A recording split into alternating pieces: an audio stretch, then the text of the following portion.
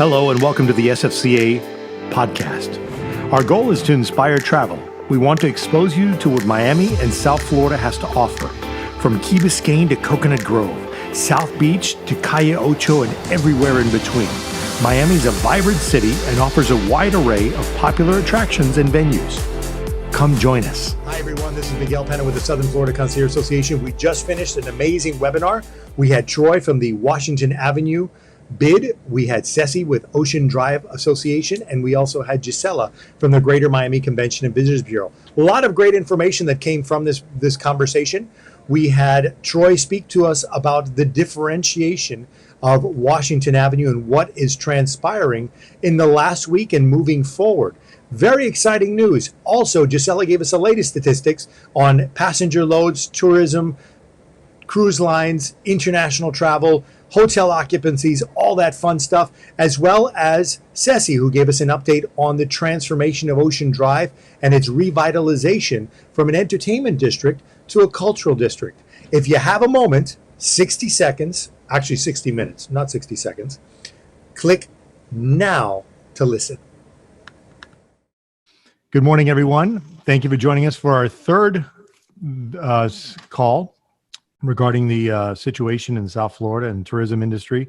Thank you to all our concierge members and our corporate sponsors that are on the call itself, as well as our speakers. Today we have Gisela Marti, Vice President of the Greater Miami Convention and Visitors Bureau. We also have Ceci Velasco, Executive Director at the Ocean Drive Association. And we have a real treat with Mr. Troy Wright. He's Executive Director of the Washington Avenue bid. So before I get to the presentation from the Bureau, I just want to tell all of our members, we're with you. I know this is a tough time. It's a tough time for myself personally, as well as all of us, but I'm confident that we're going to get through this in due time. Things will change. We will have our positivity rate will diminish, probably not be eradicated, but certainly diminish to an acceptable amount. There will be a vaccine in the horizon, supposedly October, November. Is what the latest word is. And once that happens, people will start feeling safe and sure again, and concierges will be back at work doing what they do best, and that's engaging and interacting with all these wonderful people that want to explore our city and allow us to show them all the beauty of the city. The greatest part and the biggest challenge is going to be is what's left to explore. There's been a lot of changes in the landscape as far as businesses, dining, attractions, so on and so forth. And that's one of my goals moving forward the next weeks and few months is to really get a pulse of what's going on, what's new, what's not, what's closed, what may open, not open, whether it be the short term into the fourth quarter of this year or into the beginning and full end of next year. We just need to make sure that we know. So if and when we do open, not so much if, but definitely an if, but when we open, that we're ready and we're informed to inform all of our guests. So with that said, I want to give you to Gisela Marti. She's a wealth of knowledge. She's put together another amazing presentation of what's going on in South Florida, the statistics, and all that fun information that will keep us in a positive note. Gisela, thank you for joining us.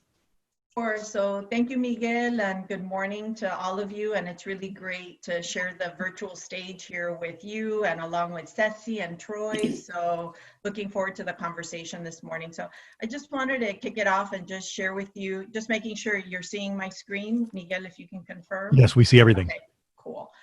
So just the last time that I was here with all of you, we shared that we really kicked off many recovery programs, early on several months ago, to really with the goal of educating our stakeholders of the really the latest information, which, as we know, has been challenging because it continues to change. What are programs we can do to help soften the blow? We know it's very challenging, as you indicated, Miguel, where there's a lot of pain through our entire community, and we get that and we feel that along with everybody that's on this call. So what are things that we can continue to do to further stimulate and create demand? So kind of thinking about all of those important pillars is how we're designing our programs. Gisela, if I may interrupt, if you can get a little bit closer to the microphone so we can hear you better. Sorry. Okay. Thank you. Apologies. Apologies. So I wanted to just share with all of you that this is really a great resource for all of you, and it's residing on our miamiandbeaches.com site. And when you get to the site, you can, quickly see it right on the homepage, our travel guidelines. We've put up quite a bit of information there. In fact, that page is probably getting one of the most views throughout our entire site. And it's where we're now housing really our safety guidelines, our destination pledge. There's a lot of information up there that we continue to edit and update and refresh because we continue to get new information. So I encourage you to spend a little bit of time on there. There's a lot of great resources. So I just quickly mentioned there within that page, you'll see our Miami Shines Destination Pledge. This is in essence a commitment by really the industry of all of the measures that are being taken to ensure that when visitors come to our community, they're going to stay safe and healthy. So lots and lots of information there that continues to change. We continue to update this as we receive updates from all of our different stakeholders. Moving along, the last time I was here, I shared with all of you just an update on the overall traffic that we were seeing at the airport. Obviously, about more than 60% of our visitors come on flights. And we know we're challenged right now here as many visitors are, taking to their cars and driving. But regardless, there's still visitors that are coming on flights. So we wanted to share with you where we are today. So on the top of the screen, you'll see the passenger movement, and that red or orange line is where we were a year ago. Okay, so on average, about 125,000 passengers come through the airport, arriving and departing on a daily basis. And if you look at the blue trend line is where we currently are at. So we're a little less, we're about 35,000 passengers on a daily basis. So we still have a ways to go, but you can continue to see the trend line. It's a bit jagged. It goes up and down and up and down. And that's what we're seeing is, so many different, it's very volatile. But we continue to be encouraged, that we're continuing to hold that line. And then at the bottom is just a quick overview of the number of flights. So currently, again, the orange line is where we were a year ago. On average, we're about 900 flights a day. So we're currently now through last 30 days, we're a little under 400 flights a day. So continue to see some positive movement there.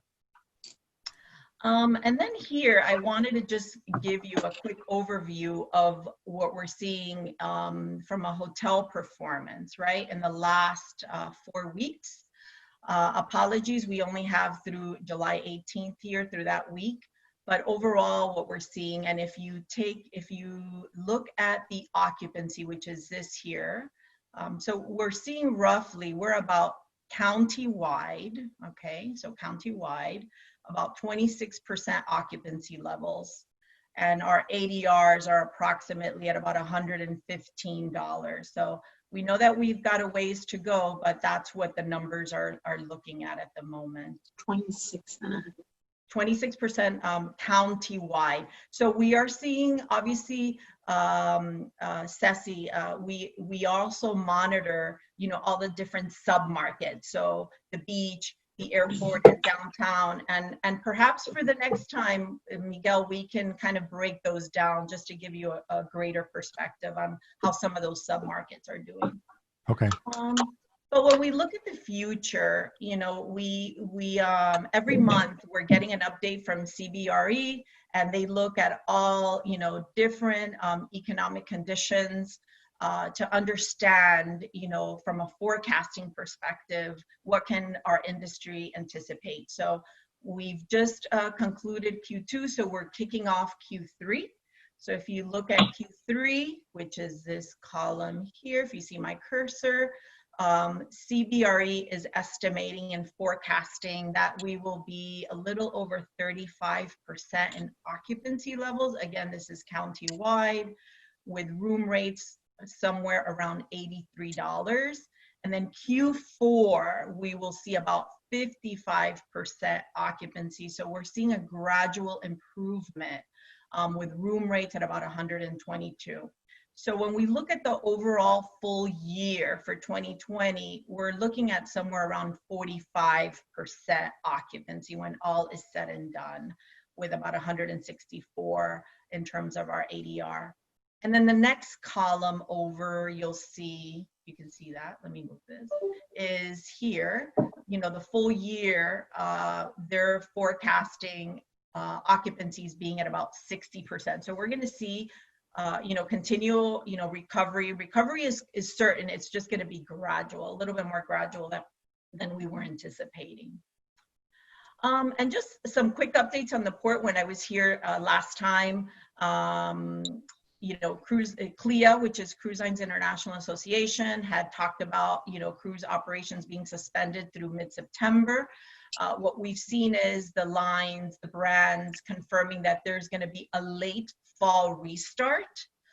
Some good news that we heard last about 2 weeks ago was Carnival Cruise Lines confirmed that Port Miami will be their home port for their largest ship, which is about 6,500 passengers. So that's scheduled for fall of 22. And there's also going to be another ship that will be deployed earlier in the year. So I know it's a little ways away, but we're encouraged that, you know, there is still planning happening and there's some really positive things happening in the background. So I wanted to share that with you. And then here, I won't go over all of these consumer sentiments. So obviously we monitor this very closely. We also do social listening on a daily basis to understand what the mood and the conversation is. But I'll leave you with the one on the very top, which is Destination Analyst.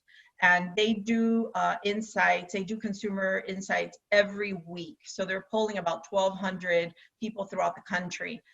So we're encouraged by, you know, what we continue to hear. And no surprise, you know, the road trip has become very popular. So there's been an entire research of that, you know, the road trip phenomena. So I know that Miguel, you'll be sharing these slides with the group so they can really dig into some of these consumer sentiments offline. One of the, you know, obviously for us, you know, what can we continue to do to generate demand and bring visitors into our community? So we're really hyper focused on that. And one of the ways that we do that is, you know, with booking programs, and these are with different trusted, you know, trusted parties that, you know, that have really great experience in this space. So one of them is Travel Zoo. They are a deals publisher. They have millions and millions of subscribers. So people that go on Travel Zoo are ready to travel, and they're ready to go. So we're doing quite a bit of programming with them, with obviously, you know, TripAdvisor, which is very influential with consumers.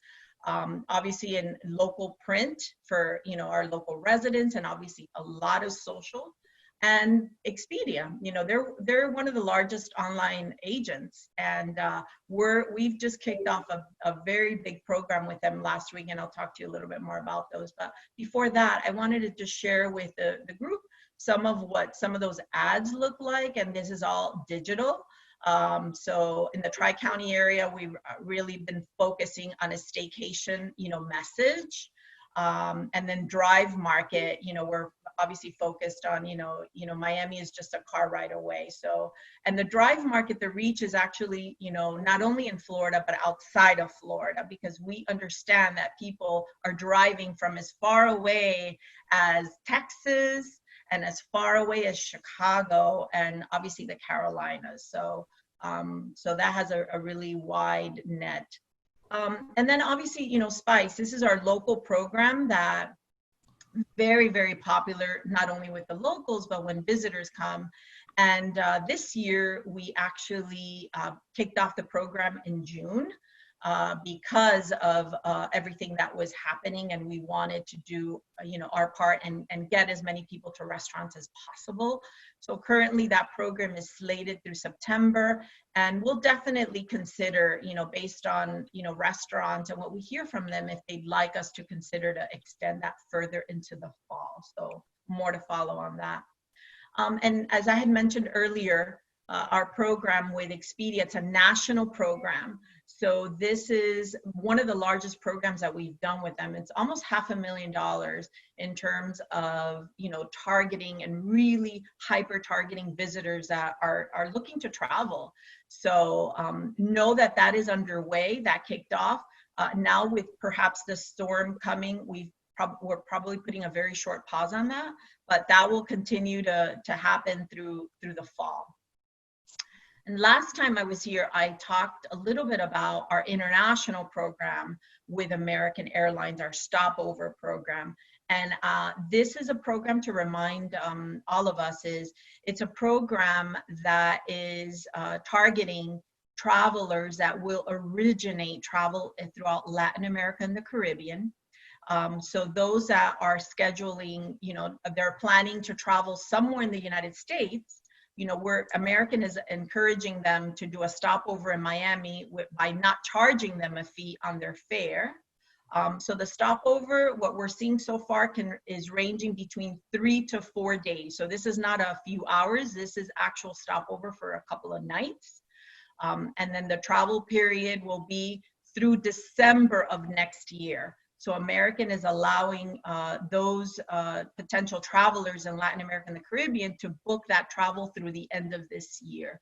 So we're already seeing some movement there, believe it or not, from countries like Brazil and Argentina. So we are encouraged. We know that there's restrictions in place, but they're planning their travels for the end of this year or the beginning of next year, which is their summer period. So I wanted to give you an update on that. And then as we look at, on the group front and what we're doing, we have put together, to talk to meeting planners, to book, new groups, through, for the months of, through August and September. And we're actually throwing in a cash back per room. So if a planner books 25 rooms, as an example, they will get a cash back per room from us.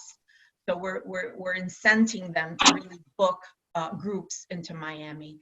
So, and we're also throwing in Miami Spice vouchers. So we want to sweeten the pot, with some of those groups. And we also, with meeting planners, are also sharing with them. We put together a video that really takes them through when their groups come into town, what it looks like from when they're meeting in rooms, what it will look like. And we know that this is very important for meeting planners to really understand, to give kind of that confidence to the delegates. So know that that has already been happening, and that we are sharing those messages and those videos with meeting planners. And speaking of groups and conventions and meetings, I wanted to just share with everybody here what are the meetings that are currently on the books at the convention center. So, right now, the facility is being utilized to house more than 400 beds, if I'm not mistaken. The good news is that those have not been utilized, but for now, they are the ones that are utilizing that space. And then we will shift to an actual convention in October, and this is a jewelry show. And then in November, we've got an air cargo show. In November, we've got Cruise World, which is a very large cruise program. We've got Tissue World in November, and then Art Basel at the end of the year. So currently, all of these programs, from what we know from the organizers, are moving forward. We've not heard otherwise. We are staying very close in touch with all of these organizers to just be sure that we've got a good pulse on what they're thinking. And for now, these are all a go. I know that for many on the group, they may have some extra time. So I wanted to just remind everyone on the call that you do have access to some really amazing, hospitality and destination programs, and they're free. They're great to just, keep up your, in terms of all of our skills and our knowledge. And you can find them on miamibeginswithme.com. You've got 3 different ones here, including an LGBTQ sensitivity and awareness training program. So we just wanted to remind everybody here that these tools are really available to all of you. And there's some other great programs which are hosted by the Miami-Dade Gay and Lesbian Chamber.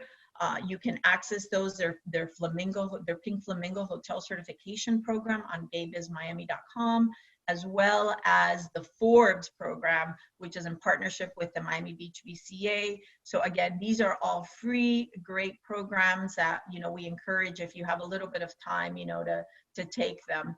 And then finally, we do also have a specialist program, and this one is really targeted for travel agents and travel advisors, but we can certainly make them available to all of you. And again, they are free. It's a great way to really learn on a deeper way about the overall destination, which I think is always a good thing. There are 4 chapters.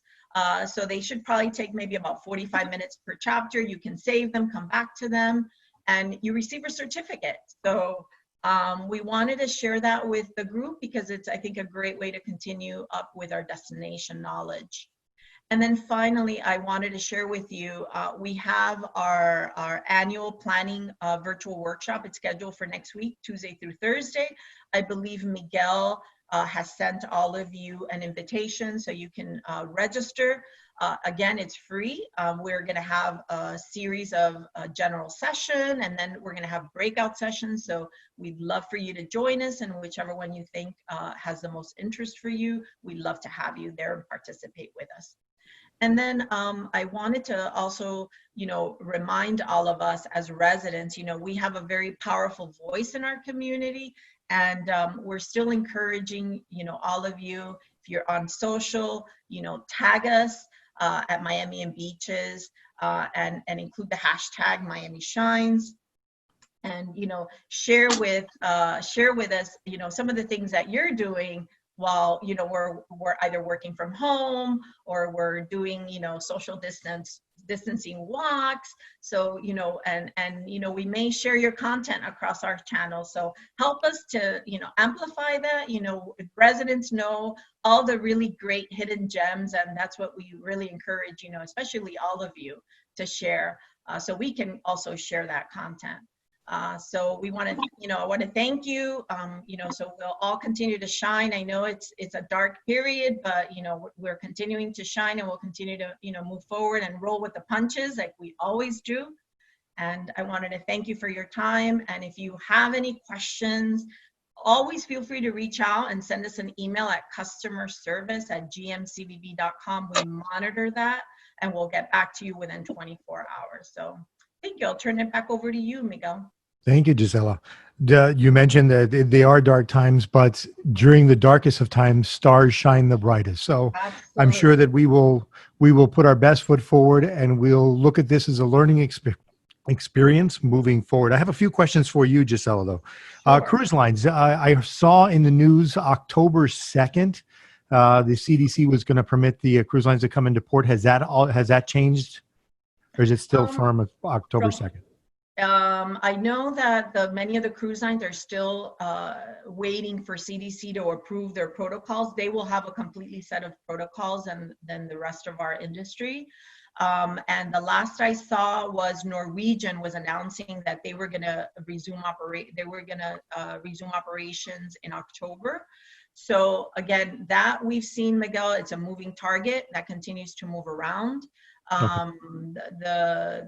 What we keep hearing is they're looking at a very late fall restart. But we continue to monitor. We just don't know. Okay. And in regards to international travel, have you heard when they'll allow international travel again? That is $1 million question. Really? Okay. So as you know, these are decisions that are made, from a government perspective. We know that, what really is important in those decisions is, the rise of the cases. This is really important. We're seeing a delay, like for example, in Latin America and the Caribbean, they were kind of delayed with the virus. As we've seen, we look at China and Europe, they were kind of ahead of us as a region as North America. So that also has, to play into it. But the good thing is we see airlines are planning, and on the international side, like American is planning to restart service in September, early September. But again, we just don't know. We're hopeful that those restrictions will move and be lifted as quickly as possible. So yeah, but we really don't know exactly when they will be lifted. There's a lot of criteria that goes into deciding when that will be. Understood. I think that's one of the key components for our future success is both the cruise industry, which is one of our biggest passenger loads, as well as the international travel, which we're starting to ramp up with, especially as you mentioned earlier with Brazil and Argentina experience their summer months. They want to go somewhere warm in climate, and we are that destination. So hopefully that'll happen sooner than later.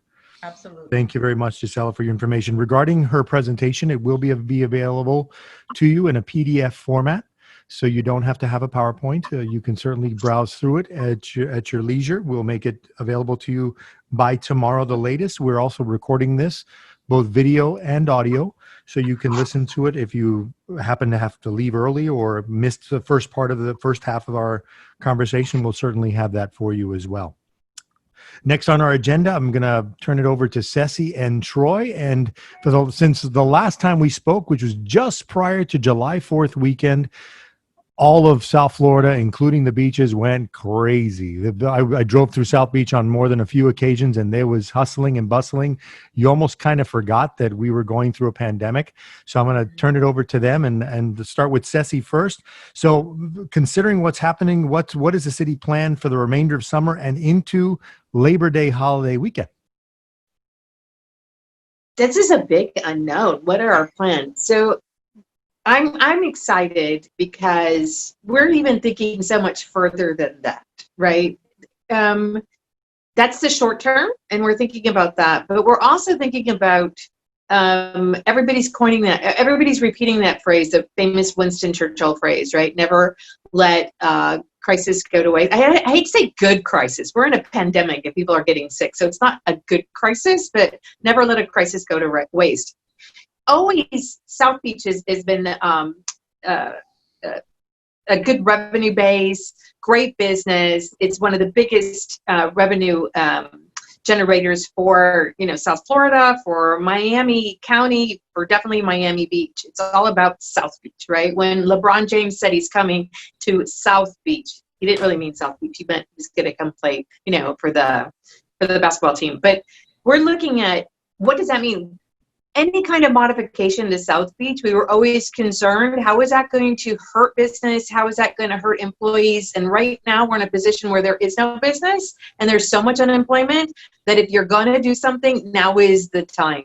And I'm really excited because we're working very closely with the Washington Avenue Business Improvement District, Ocean Drive, Collins Improvement Association, and the Lincoln Road Business Improvement District, and created a South Beach Alliance. This is a really great time for us to get our hands around what is the identity of South Beach, how can we, and you as concierges and hoteliers, make it such a wonderful experience, not only to come to Ocean Drive, Washington, or Lincoln, but in between all of it. And how can we make it cohesive? And how can we make it really the destination to go to? And, and I think we can all kind of admit that we needed kind of an upgrade of what was going on out there. So I'm excited, not so much about what's going to happen tomorrow. Tomorrow is still kind of unknown.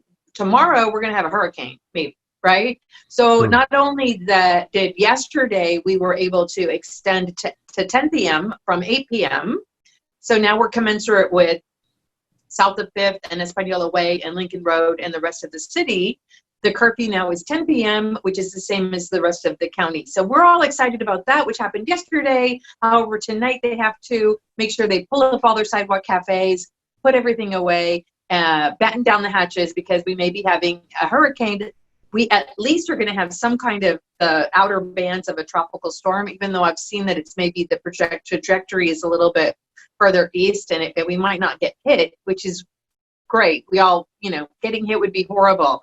But even those further bounds, you're still getting 20-mile-an-hour winds, 25-mile-an-hour winds, a lot of rain.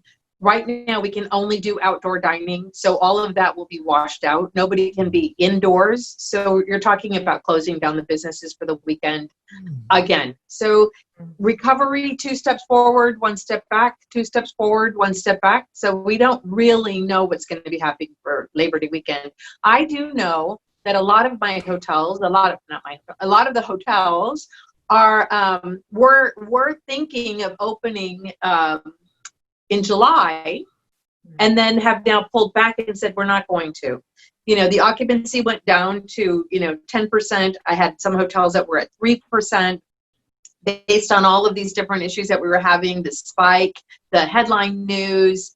And so some of the hotels that didn't open yet have now moved their open date. Now I'm hearing November, right? They're bypassing all of this hurricane time. They're bypassing all of this.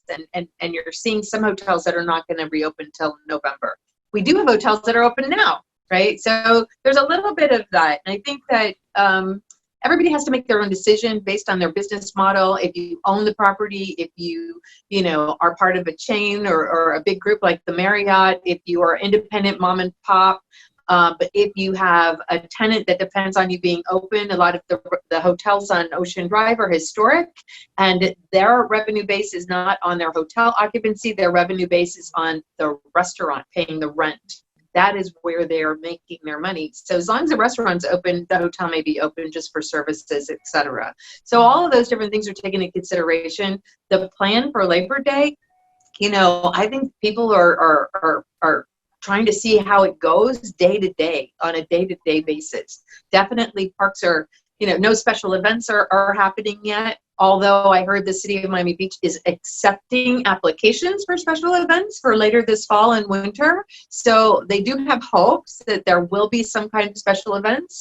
I worked on a special event task force, and we put together guidelines for the new normal, guidelines to conduct a special event, a wedding outside, always thinking about Art Basel, Untitled, Tented, South Beach Food and Wine Festival. When the lights do go on, how are we going to operate? They wanted to get ahead of that curve and already have that manual. So that was vetted. They took the foundation from New York, and Randy Friedman, who'd been around doing events for years. She was South Beach Food and Wine Festival and Biscayne Park, and she's a veteran in that field. Several other people that are well known in the industry all collaborated and put their heads together. So we have this beautiful document. So when the lights do go on, they're being handed a document and they know exactly how to operate so that they can be safe.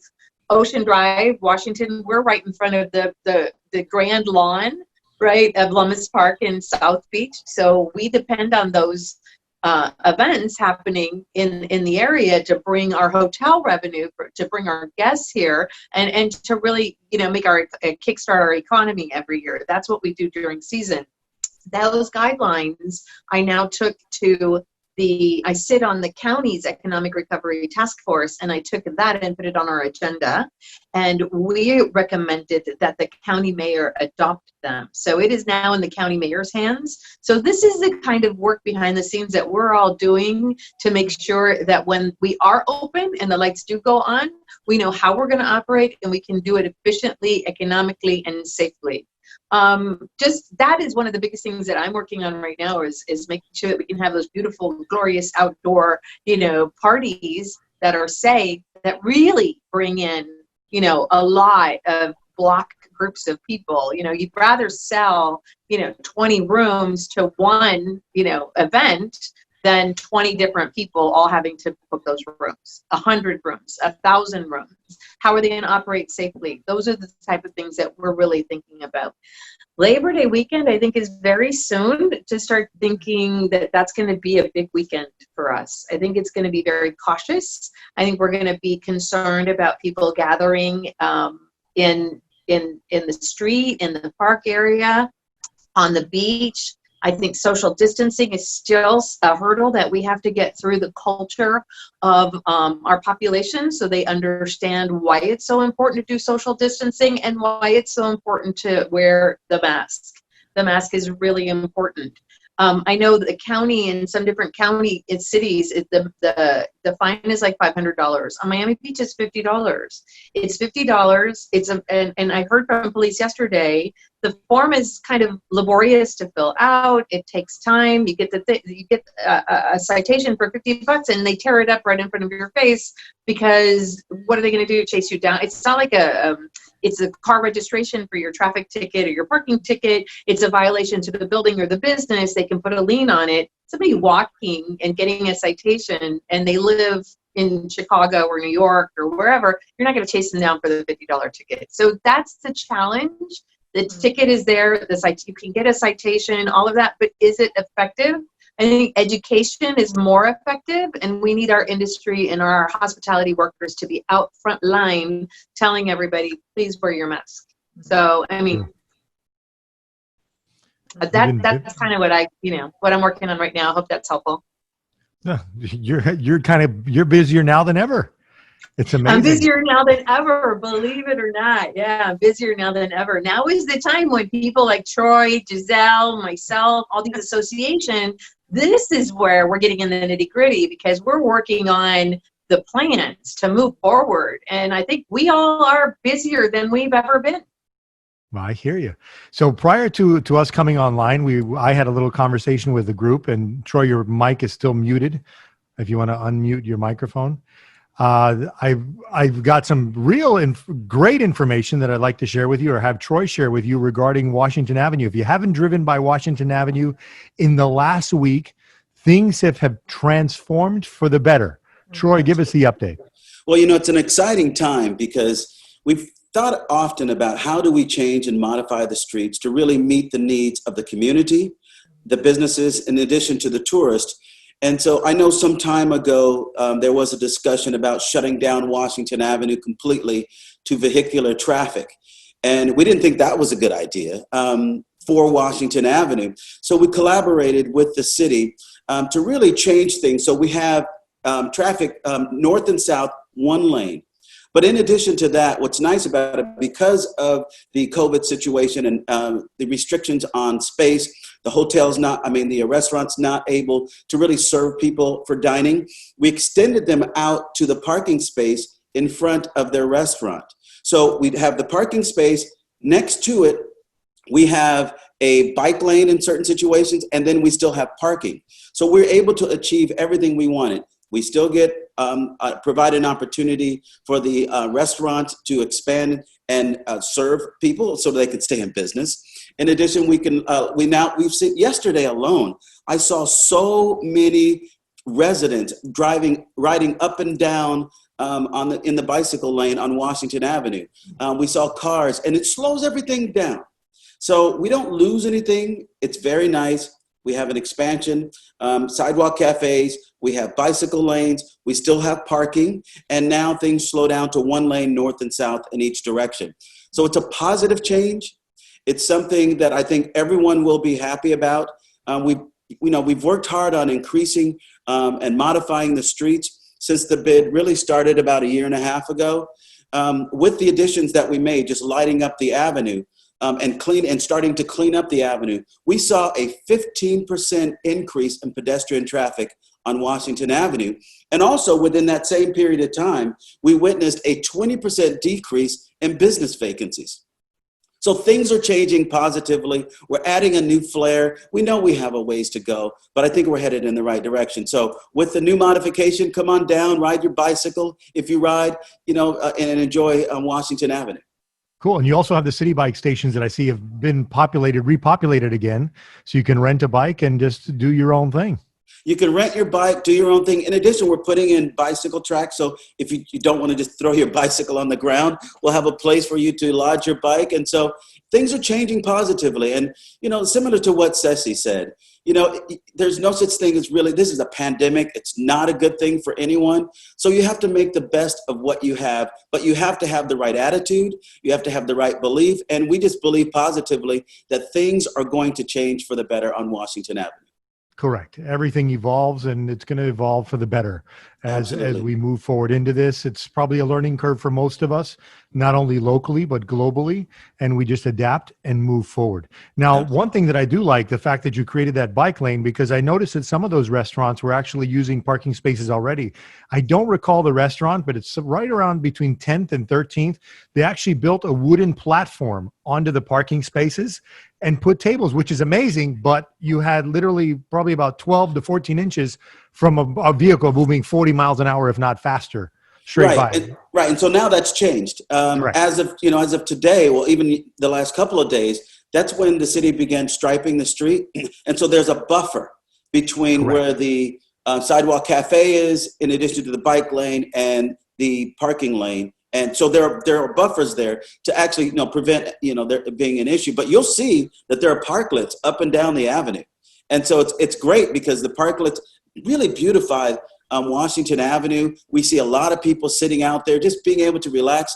Yes, it's still a little hot out there, but they can relax in the sun, have a nice cool drink, and really enjoy and help the businesses. Yeah, it's a great place that people watch, in addition to Ocean Drive. And by the way, I believe you spoke earlier about, TripAdvisor. We have two restaurants on Washington Avenue that are number 1 and 2 in the United States for casual dining. We have the Italian restaurant on 15th. It's Pane Vino. And then we have the 11th Street Diner, which is number 2. So number 1 and 2 in all of America is on Washington Avenue. So we celebrate that and invite people down. Cool. Now, is the 11th Street Diner opening again? I drove by recently and they were closed. Well, they were open, then they closed again, but I think they plan to open soon. And so we'll definitely advertise and let people know when that is. Good. That's one of my personal favorites, is going to all these like inconspicuous diners all over the U.S. I love to enjoy it, and the 11th Street Diner is one of my favorites as well. Thank you very much, Troy. Now, question for you. There's a revitalization of South Beach. I heard some talk from the mayor recently, and I want to get your input on what the vision is and what your take is on all this. Well, the nice thing is we had a plan prior to the pandemic. We knew the circumstances, and I understood the condition of the street prior to moving in. When I took this job, the first thing that I did was I walked up and down Washington Avenue and talked to every single business owner to find out what their needs were, find out what the problems were. Now, it took me 2 hours to get the first block, but I was able to talk to them and understand better what their ideas were. And then I spoke to the property owners to get input from them. And so then I created a plan based upon ideas that I already had to really formulate the street to make the positive changes. So our changes were already in motion. I mean, with the addition, I think most of you know, we have 3 new hotels that will be open within the next 3 years, 2 of which plan to open in November. There's a hotel on 6th in Washington. They still call it the No Name Hotel, which is, the partners are David Grutman and Pharrell, the entertainer. 302 units there. It's an incredible space, but it's more of a day tripper. You can go there just for the day. It's intended. They're micro units. And then we also have a new hotel on 9th Avenue. It's a Moxie Hotel. They also plan to open in November. So you take the 2 hotels. In addition, the Anglers Hotel had just really opened their new wing. So that's a new hotel. It's an incredible space. And where I'm sitting now off of 12th in Washington, the city has just approved a new hotel to sit here. And it is going to be the first co-working living space on Miami Beach. But it's going to be about 50 or so units hotel and 50 or so units co-work living space. So we have already started this revitalization. We lit up the whole avenue. If you've not been down here recently, like I said, we lit up the whole avenue from 5th all the way to 17th. It's beautiful. There's lighting down the median. So it's exciting. But we also have other plans.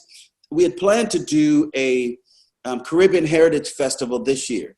But right as the pandemic broke, we brought it back because that was going to be the beginning of our marketing. We had a commitment from all 31 nations, all 31 countries in the Caribbean to participate in this festival. It was going to be a 3-day festival on Washington Avenue.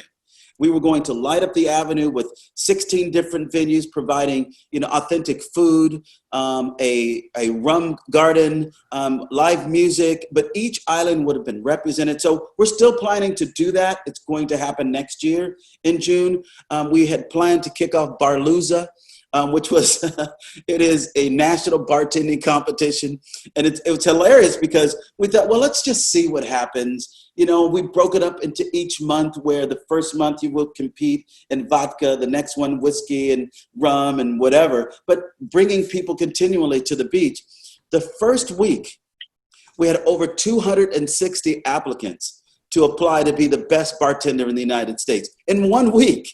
So it's exciting. And in order to get, even to be an applicant, you had to get voted on by your peers. And so there are a lot of things happening. We have a live music and art series we kicked off last year, where we had, thousands of people come on Washington Avenue and enjoy a diversity of music. We had rock, we had R&B, we had jazz, we had blues, we had country, we had comedy, we had spoken word, all in one night. And so there was a lot going on starting to happen on Washington Avenue. We kicked off, I know I'm going on because I'm excited about it, but we kicked off Hollow Wave, not Halloween, but Hollow Wave. During Halloween, we put superheroes on every corner on Washington Avenue. And to see the joy in children's face walking, you run up, and some of the kids were crying. It's beautiful. Hugging Moana or Superman or Batman. We had the most people ever on Washington Avenue during Halloween last year. So there are a lot of great things and positive things happening here. So we're planning for the future, but at the same time, we're not waiting around to say, all right, well, let's decide once it happens. But we are stepping into motion now. Wow, a lot of things going on Ocean Drive. Thank you, Troy. Question for you. It is from 15th to 17th Street where they'll have the restaurants and the bike lane?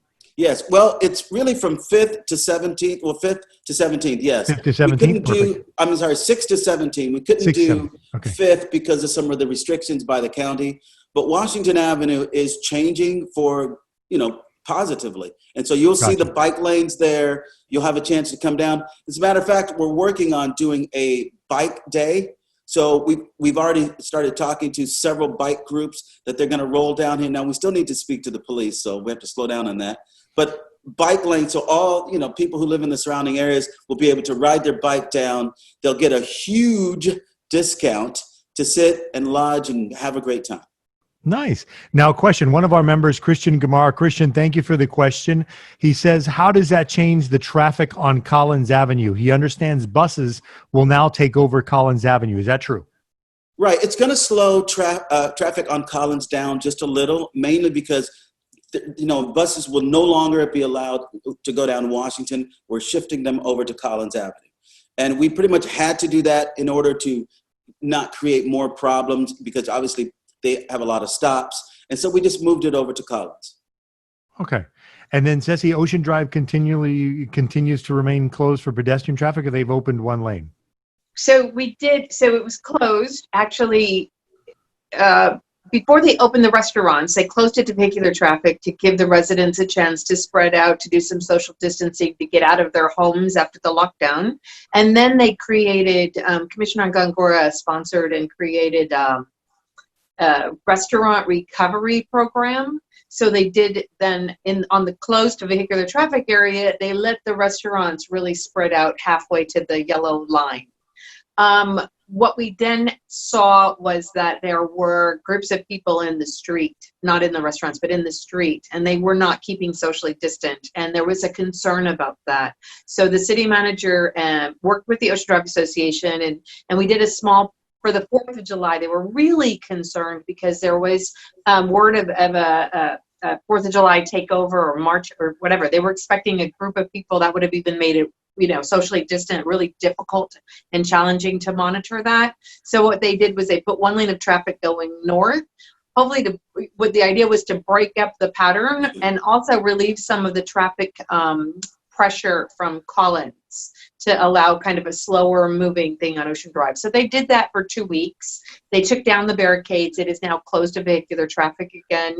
Like I said, that was cautionary. We were getting, a lot of media coverage about groups of people in the street, not socially distant, not wearing their masks. So this was a way to kind of break that up. It's now back to being closed to vehicular traffic. I don't think any of this can be the proof of what will work or what won't work in the long term, because right now we're kind of in a different situation that there's no way to really monitor that. Half of the businesses are closed, all of these different restrictions, so we don't really know, but we are taking a look at it. Right now there seems to be enthusiasm for having it closed to vehicular traffic.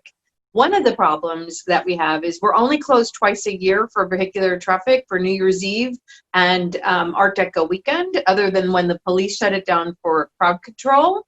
But there has to be more thought put into what do we do with valet. You just heard from Troy that they're putting more bus lanes on Collins, and then if they put all the valet on Collins, which is what we do for New Year's Eve, we got to figure out how we're going to deal with that traffic pattern and how we're going to deal with that congestion. New Year's Eve, the biggest complaint we have from hotel guests are we have to walk 2 blocks to our car with all of our luggage. They suck it up because they're having a great time. The businesses like it because everybody's being profitable, but it's not ideal. So we really have to be more thoughtful about how we're going to address valet issues, drop off and pick up, and delivery issues, right? When you compare, you cannot compare Lincoln Road to Ocean Drive. Lincoln Road is a mall, right? It is a mall with stores and no hotels. Ocean Drive is over 35 hotels, over 50 restaurants, and we don't have those lanes on either side and all of those parking lots that they have, surface lots that they have on Lincoln Road. We have a park across the street, and we have Ocean's Court, which is pretty much an alley with all the dumpsters. So we don't really have that accessibility that they do in Lincoln Road. So we have to really think about it. The mayor has put together a referral to land use, and it is going to land use. A lot of things were in that, very well thought out, very idealistic and conceptual.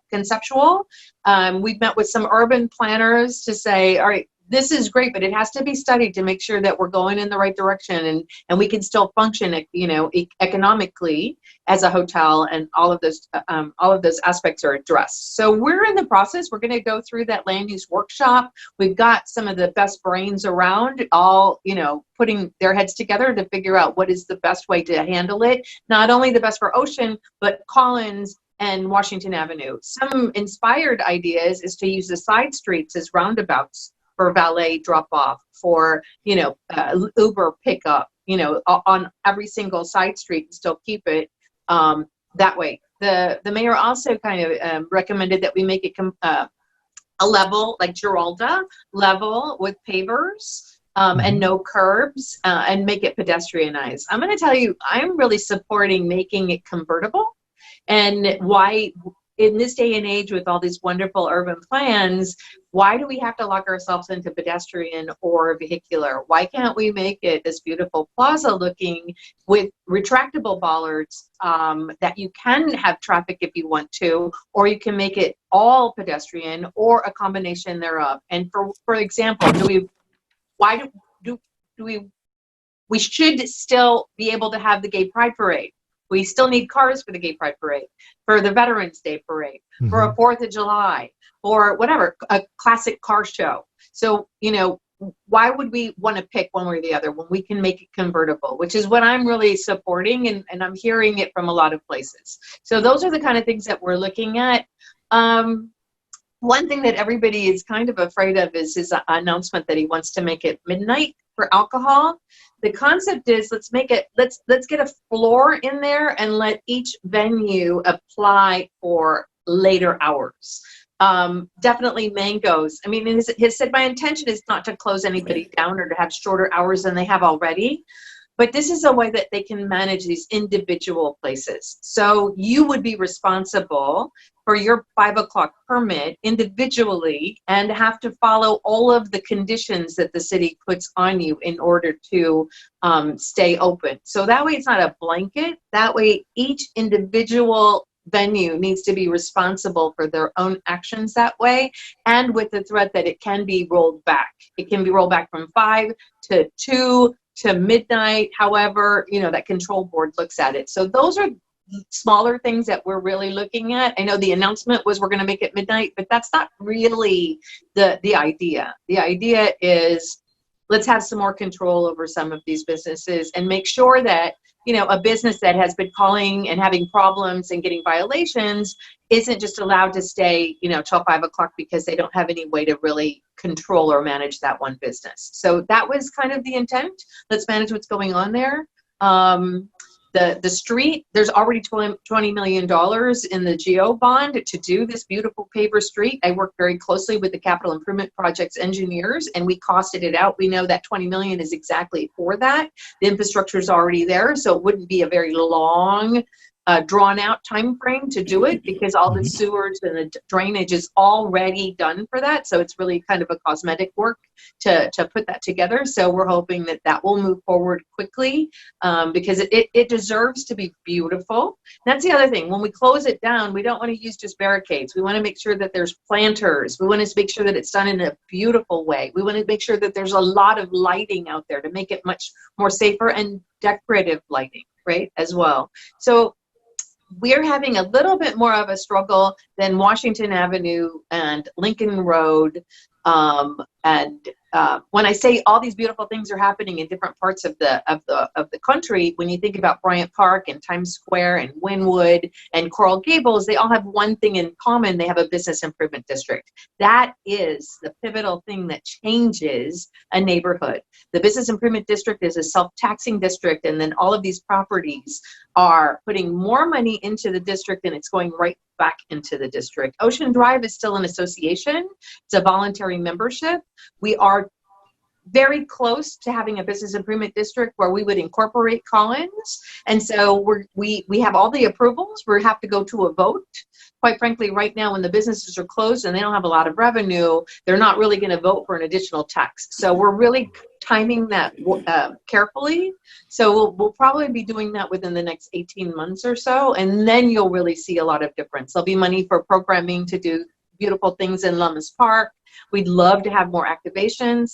The mayor wants to incentivize the hotels to have weekend activations in Lummis Park by allowing them permits, incentivizing them by maybe waiving their sidewalk cafe permit if they agree to do, so many activations in the park, whether that be yoga.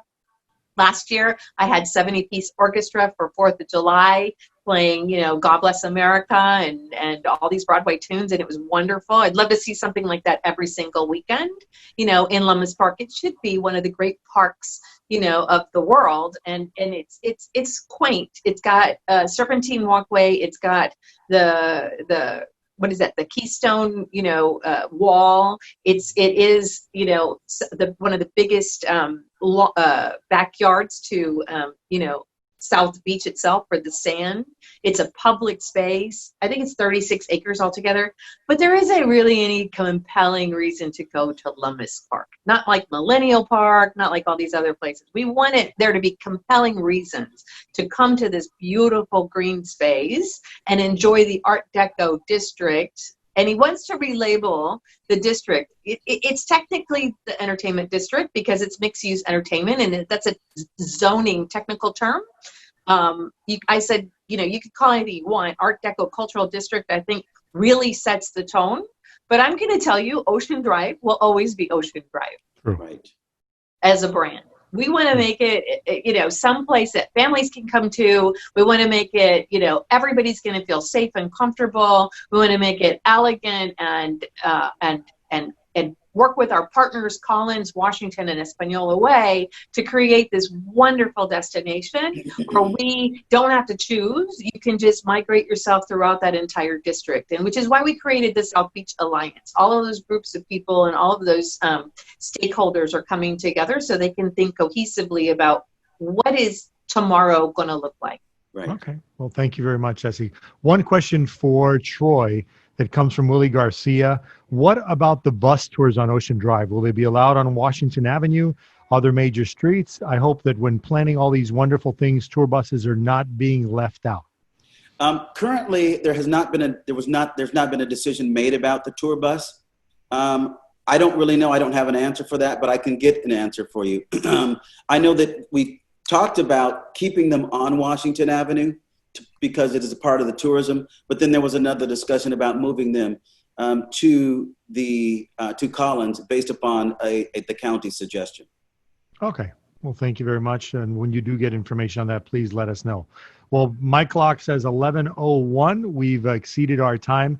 Thank you to Troy, to Ceci, to Gisela, and thank you to all the people that tuned in and stayed with us for the full hour. Again, if you did not join us for the full hour, came in late or had to leave, we are recording this. We'll have a full recording available for you tomorrow, along with the PDF presentation, any links that were mentioned as well.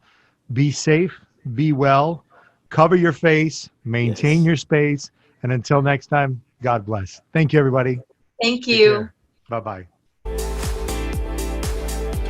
Our goal is to inspire travel. We want to expose you to what Miami and South Florida has to offer. From Key Biscayne to Coconut Grove, South Beach to Calle Ocho and everywhere in between. Miami is a vibrant city and offers a wide array of popular attractions and venues. Come join us.